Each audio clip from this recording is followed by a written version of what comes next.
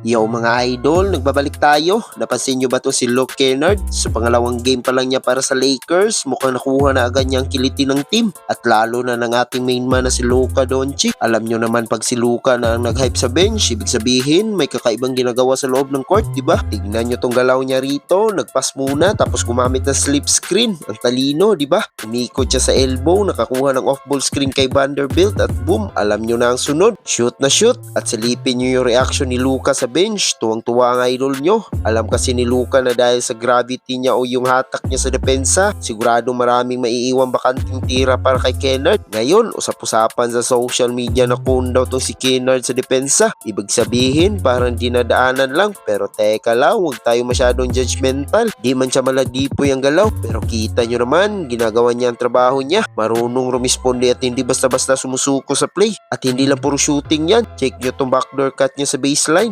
Kahit nag-miss sa unang tira, kinuha ang sariling rebound, tinapos ng layup. Yan ang hassle na kailangan ng Lakers. Sa tingin nyo mga idol, dapat ba siyang bigyan ng mas maraming playing time? Para sa akin, kailangan ng Lakers ang ganitong shooter para lumuwag ang loob. Kaya kung nagustuhan nyo itong mabilisang update natin, huwag limutan mag-like, share, subscribe. Peace out!